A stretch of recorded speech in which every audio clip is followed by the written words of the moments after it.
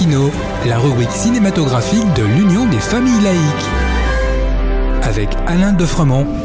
Bonjour, vous êtes bien à l'écoute de Laïkino avec Frédéric et Alain, vos serviteurs, pour la chronique cinématographique de l'UFAL. Bonjour Alain. Bonjour Frédéric, et il fait froid en ce moment. Oui, et cette semaine, c'est chaud pour les UFAliens.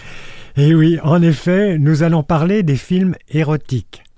Soyons clairs, l'ambition du cinéma érotique est d'éveiller le désir par la suggestion sexuelle. Cette approche de l'érotisme, bien sûr, a évalué au fil de la libération des mœurs.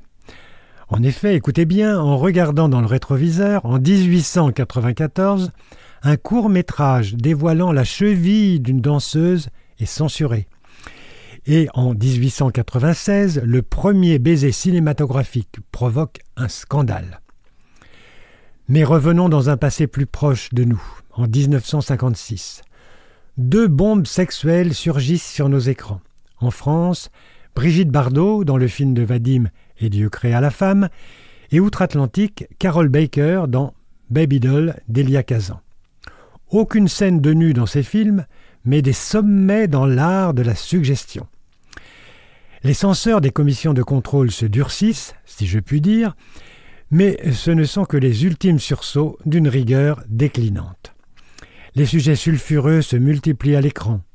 Première scène d'amour avec du presque nu à l'écran, avec le film de Louis Malle en 1958, Les Amants.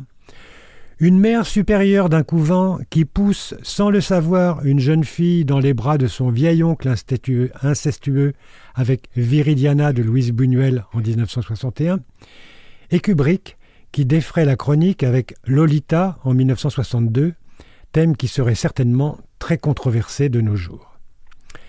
La fin des années 60 et le début des années 70 vont échauffer nos écrans avec des sujets tels l'inceste, Pasolini et son film Théorème, le viol, avec Le dernier tango à Paris de Bertolucci, la prostitution avec un autre Buñuel, Belle de jour, et le bien plus sage qu'il ne paraît Emmanuel de Jude Jekin. Les années passant, les scènes d'amour et la nudité totale des femmes s'imposèrent au cinéma. Il n'y a qu'à voir la filmographie de Virginie Efira, par exemple. Quel que soit le scénario, elle apparaît nue dans ses films, sans que l'érotisme en soit le moteur. La nudité masculine, elle, est encore bien frileuse et rare, surtout pour les scènes de sexe en érection. Mathieu Amalric s'est prêté à cette opération dans un film dont j'ai oublié le titre, et surtout André Téchiné a franchi le pas dans « Quand on a 17 ans », et Alain Guiraudy est allé très loin dans « L'inconnu du lac », un thriller sorti en 2013, interdit aux moins de 16 ans. Alors les UFAliens, à vos DVD. Merci Alain.